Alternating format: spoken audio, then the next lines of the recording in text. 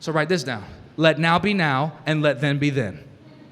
Let now be now, and let then be then. Because if you actually get this revelation about your life, and you let now be now, I'm telling you, a lot of different things will change.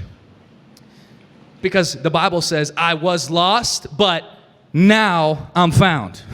In an instant, God can change the whole thing. If I let now be now, and if I let then be then, it's like a dim mirror. It's like something that I was looking in. It was a puzzling reflection. I thought I could see myself. I thought I knew who I was. I thought that I could recognize it, but it just actually wasn't true.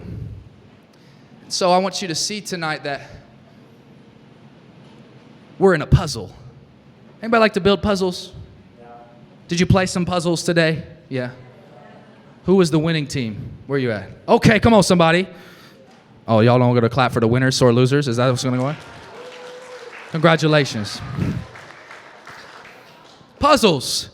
How many people try to put together a puzzle without looking at the picture? A couple of you, psychopaths. Just kidding. You're brilliant. Me, I need a 3D version of that to understand what's going on. How many people, when you build a puzzle, know you should start with the edges? How many people know that? Why should you do that? Well, because then you know the boundaries, you know the limits. You know the things that you're supposed to do, so that way you can start to put the little categories. You say, oh, this is the little blue shade, and this is the little green shade. Okay, that's that little corner because I'm looking at the picture, and I'm figuring all these things out, and you want to start putting it together. Your life, friend, according to what Paul is telling me, is a puzzling reflection. Puzzling, many pieces, many different pieces. And what I've realized in my life is that because I'm in so many pieces, oftentimes I don't have peace. I've realized that because I'm in pieces all over the place, that it's really hard to actually just hunker in and say, God, I got peace in this situation because I only have a piece. I only have one little thing that I can do. But tonight I came to announce to you that God already built the edges. You don't got to worry about that. He actually, from the beginning of time, formed you in your mother's womb. Even if your parents didn't try to have you, God tried to have you.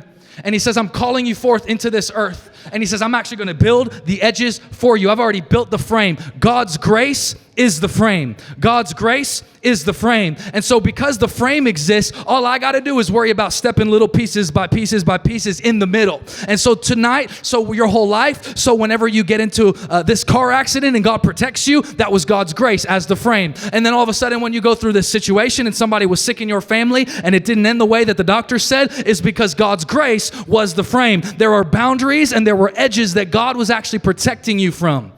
And that's what I call God intelligence. Woo, I'm going to teach a class real quick on God intelligence. God intelligence is when I'm ignorant, but he knows what I don't know.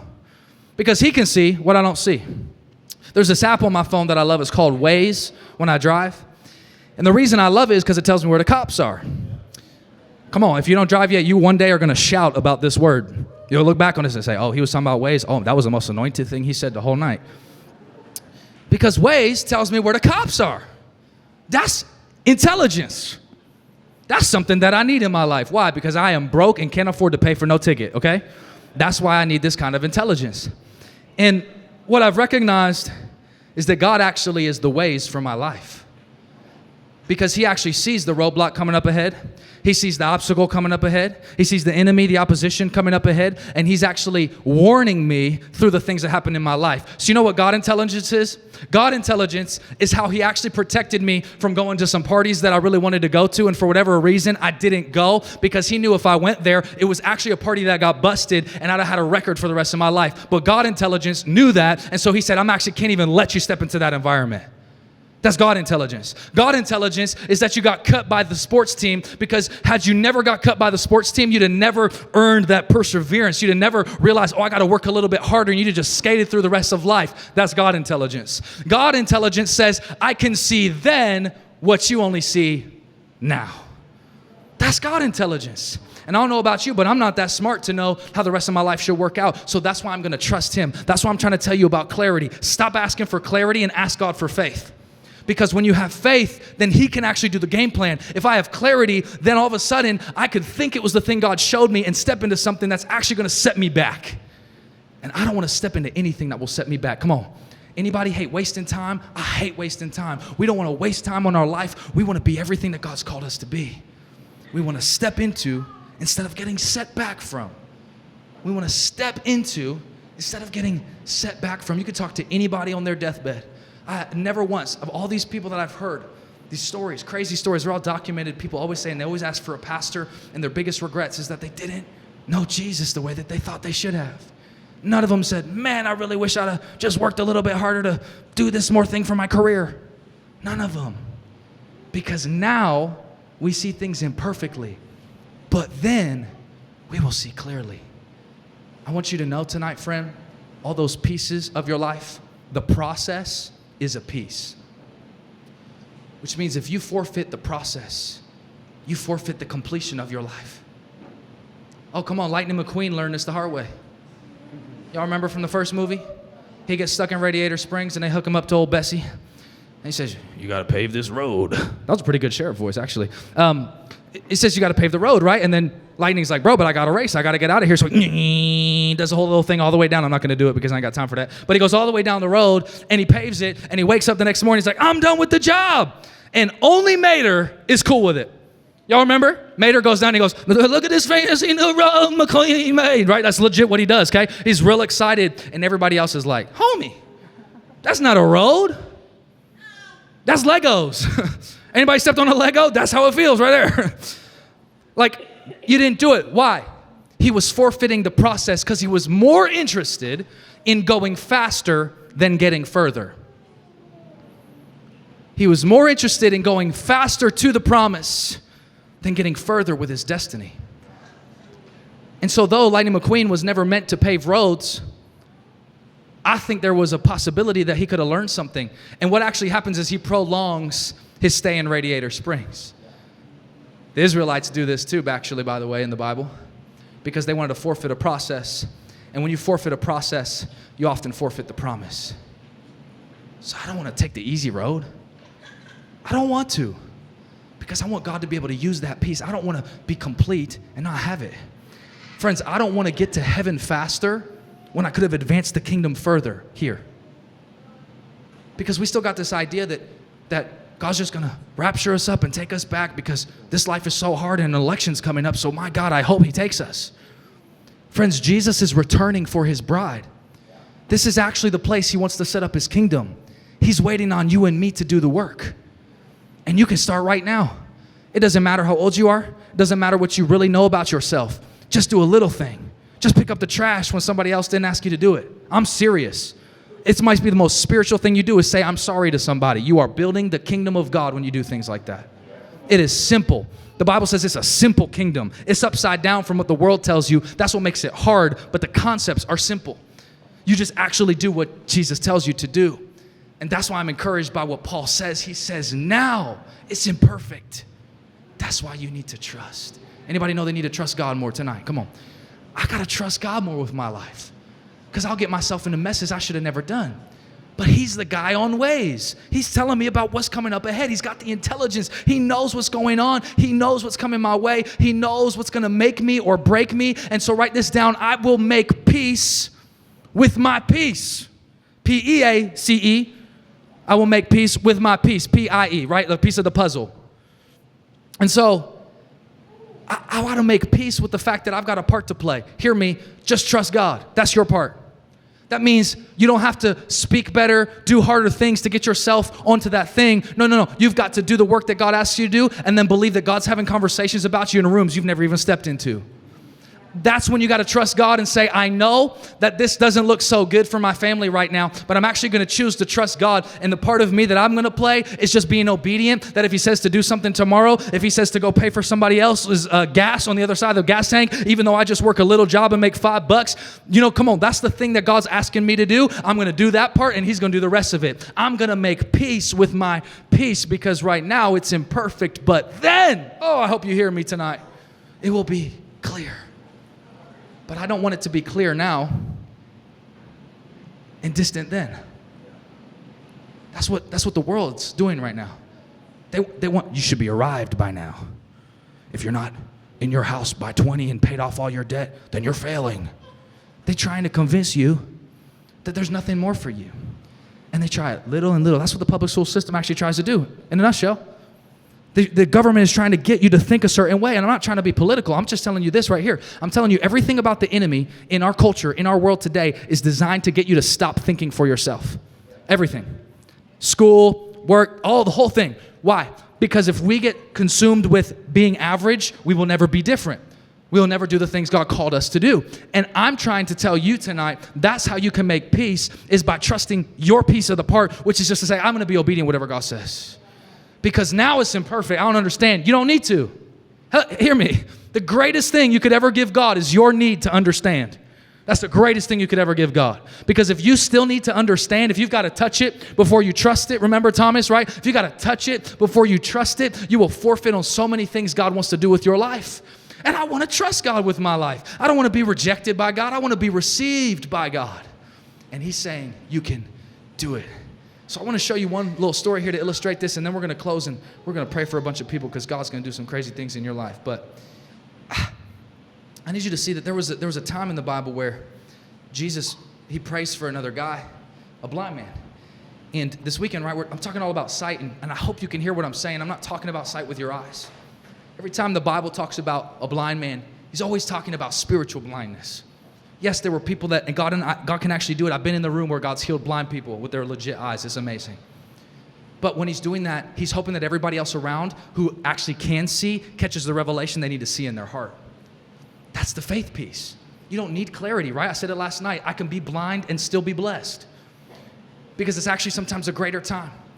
One of the greatest writers of hymns of all time, her name was Fanny Crosby. She was blind since birth, and she wrote literally all the hymns people sing all across church in America forever. Crazy.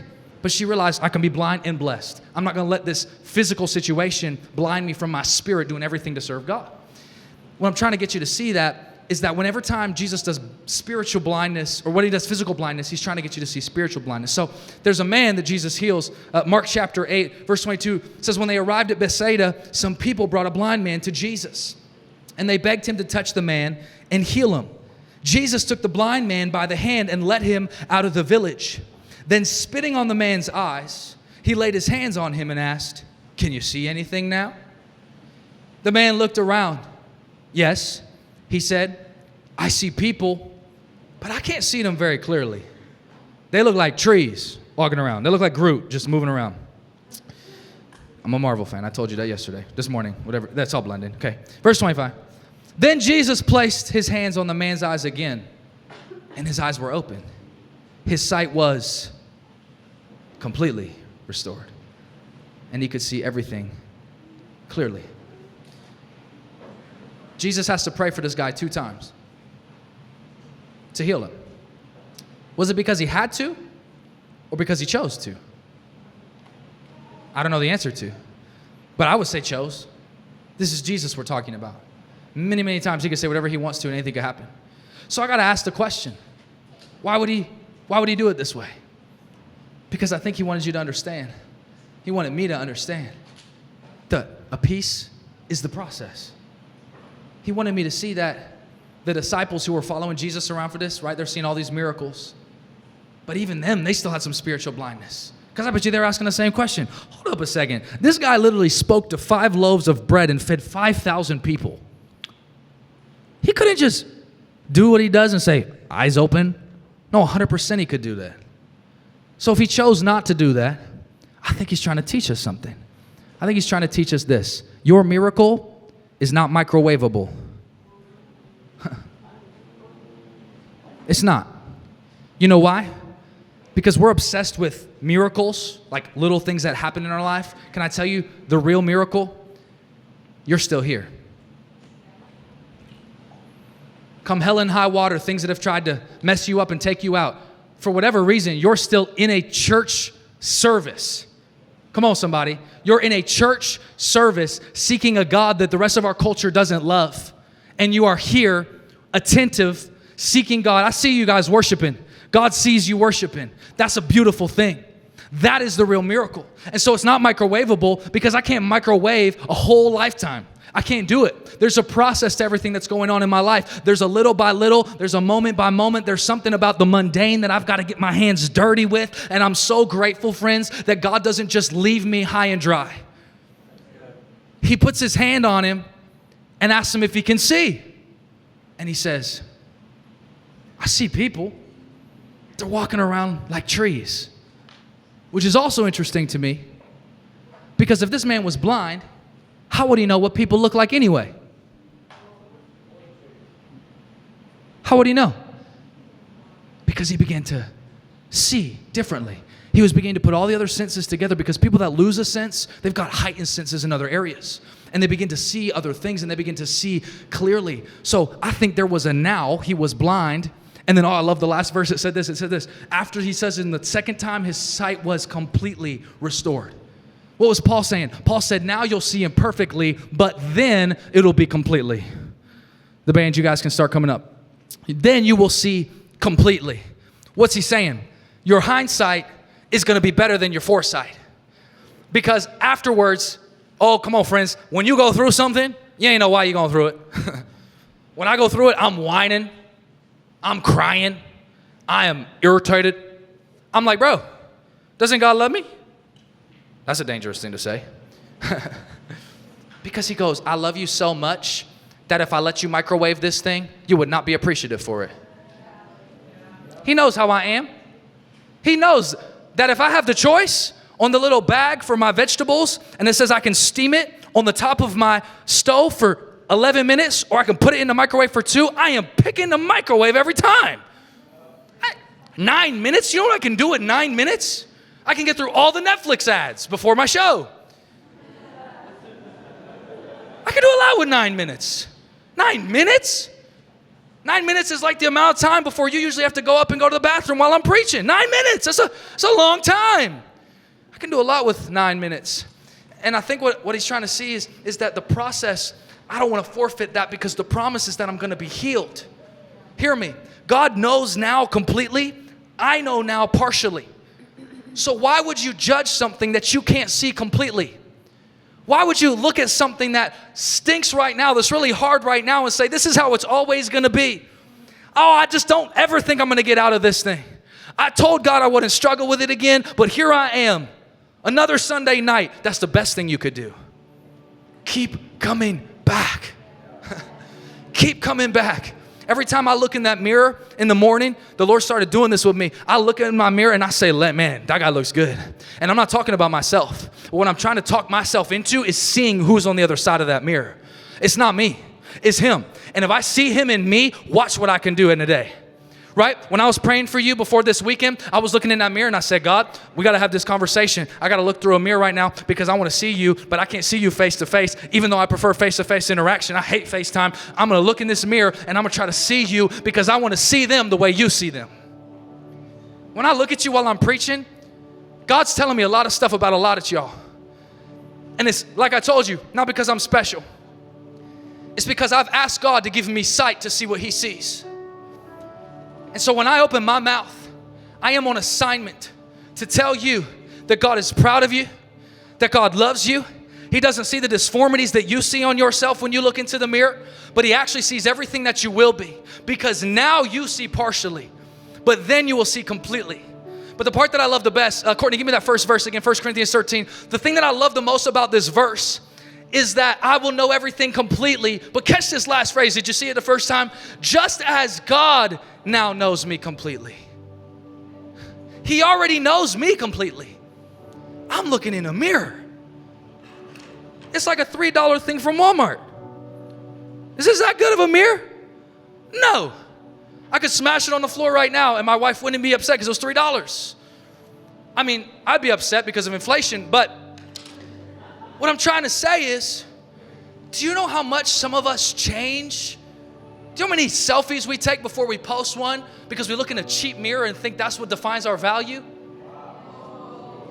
Do you know how many of us, I feel anointed right now. Do you know how many of us literally beg God to change us because we don't love us? That's not who you are. God didn't make you with disformity. He made you with beauty. But the devil has begun to lie to you. He's begun to distort your mirror. And Paul is begging you. So tonight I'm begging you, do not make a judgment call because you are incomplete right now.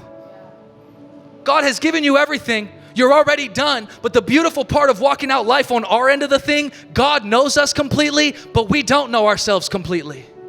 So even when I think I know myself, I got to ask God, is that really me? I want to always ask that question. Because guys, your family needs you to be the real you.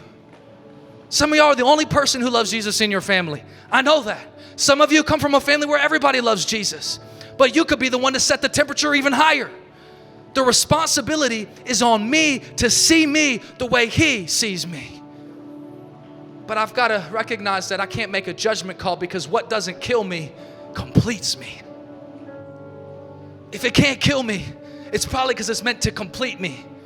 Come on, there's things in your life that's been trying to kill you. And I'm not talking always in the natural. You got to hear me tonight. I'm preaching at a level that I want you to come up to. There are things in the spirit that try to discourage you, that try to put disappointment on you, try to put anxiety on you, try to make you fearful about everything that could possibly go wrong. They've been trying to kill you. But the fact that you're still here tells me God is not through with you.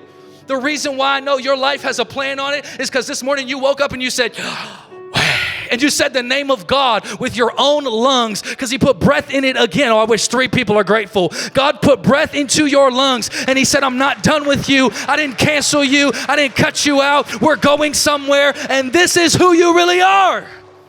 This is who you really are. I want to tell you a quick story about myself, and then I believe God's going to meet you right where you're at, whatever you need. I was always an athlete. I love sports. How many sports athletes we got? Come on. And if you don't play sports, hear me, you're not judged. There's like this thing about being an athlete, it's like better. It's not. Let me help you. If you're an athlete, that's great. But if you're not an athlete, it's probably because you have something you're way better at than all the athletes, okay? So hear me. Don't be discouraged by that. Just need to sidebar that, because I know the devil been lying to you. But athletes know this thing where you always got to work hard to be the best. Because you think I'm going to be on a team and not play? That's crazy. I ain't riding no bench. What? Jesus was a carpenter. If He told me to sit on the bench, I'll sit on the bench. But outside of that, you think I'm sitting on the bench? That's why you saw all your leaders turn up during dodgeball earlier. Because ain't nobody going to lose. I heard the leaders won, by the way. It's all right. Hit them when they're in their wheelchairs 20 years, before you are. But you got to be the best. I know this. Every athlete knows this. And so in middle school, I was like, I can play basketball. I can do this. But if you've noticed about me, you've always noticed, like this whole weekend, you're probably thinking about this, that guy's really tall. It's okay if you didn't get it yet. I'm not tall. I'm short. But I thought I could hoop. I saw all these white guys in the NBA. I said, they can shoot. As long as I can shoot, I'll be good to go. Turns out it's not as easy as it looks. And getting cut in 8th grade from the basketball team, I'm telling you, you'd have thought like my whole life was broken. I'm serious. I joke about it. I was a mess in 8th grade. I was like, does this guy know who I am, this coach? I worked hard. I put the work in. I tried to get on the team, and I got cut. And my older brother had always played soccer. He was really good. And so I always played soccer on the side a little bit. And so when I didn't get cut, or when I got cut on the basketball team, I said, fine, I ain't no loser. I'll play soccer then.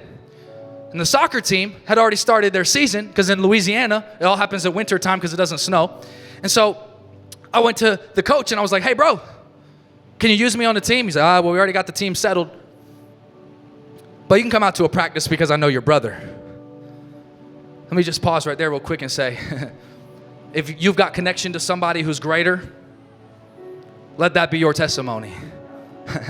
God's name could get you in the door if every other name doesn't get you in the door. And so my brother, he gets me in the door. So I show up to practice. Of course I'm nice, all right? I'm nice with my feet, all right? But I was like bad at the time, okay? I was a defender. They're like, oh, we can put you in the back because you got no skill, okay? You'll get megged by everybody if you know what I'm talking about. And only soccer people get it, but it's fine. That's when we go between your legs. Okay, anyway. But I was like, okay, I can do this. And I get on the team and I start working hard. And all of a sudden, then I get called up to varsity as a 9th grader. And so I was playing on varsity. We won state championship my sophomore year. Then I moved up to Pennsylvania, went to Cumberland Valley, which I know all y'all hate. And it was a great school. And I came into a massive school, came from a small school. And I got on the team. I took a senior starting spot. Then I was a captain my senior year. I did all these things. And I was like, look at me, I'm the man. I'm going to do this thing. I'm so proud of myself. So I started pursuing college soccer. And I got these guys talking to me, they're recruiting me and all these kind of things, and I end up getting called to Bloomsburg University. I'm like, let's go. I can do this. And I show up to Bloomsburg, and I get there, and the coach that recruited me, I found out, got fired the week before I showed up. So when I got there, we did this little 10-day preseason thing, and they said at the end of the 10 days, we actually brought in like 8 more people than we can actually keep. We're gonna have one-on-one conversations. And so after that, I sat down with the coach, and he said, hey, listen, man, actually you're a great player. Your feet are great. I'm really proud of the work you've put into, but you're just not tall enough. I'm not gonna use you on this team. I moved to this college to play there. I didn't care about the education. I'm playing soccer. So now I'm like confused. So I pack up all my stuff. I said, that's it, I'm out.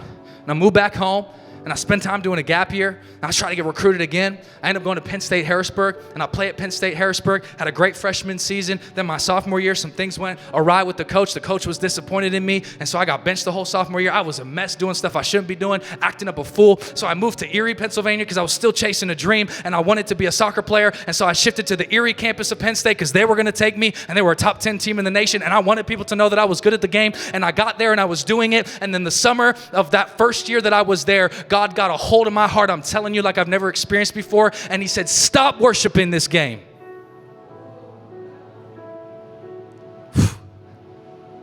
I said, what? He said, can't you see? I've shut so many doors, and you're still chasing this? But when I was in Erie, Pennsylvania, I cared enough about God that I was still showing up and serving at a local church there. The pastor noticed me, knew I did like digital media stuff, and was like, hey, you want to be an intern for us? I said, okay. So in the summer heading into the season, I knew God had spoken this word about stop worshiping the game, but I'm like, bro, I'm going to be a starter on a top 10 Division III team in the nation. What you talking about, dude? I worked so hard for this. And I'm telling you, I couldn't sleep after he said that to me for a week. Because when you try to ignore what God said on you, it is really hard to get off of that thing. Because God don't play games. He could pluck me into the ocean, y'all, if he want to. I'm bigger than you, John Cena, like dumb. And I'm wrestling with this calling and my character of being a pro soccer player. And he looks at me, this pastor, and I tell him, I'm like, all right, man, well, I don't know what to do. Should I go to ministry school or something or do whatever? And the Lord said to me that I shouldn't pursue this dream. And he just said, listen, Josiah, he said, I'll take you in. Because I was already signed into my lease at my apartment, so I couldn't even move back. This is like 6 hours from my home now at this point, right? And I'm like, I don't know what to do. And he took me in. And I started working at a church. And I started doing some design stuff. And little do you know it, I'll become a youth pastor. I've moved to Seattle, Washington, and been a youth pastor. And now I'm doing what I'm doing right now, which is speaking to you in this room. And I would not be here speaking to you about the power and the presence of God if I was still worshiping that thing.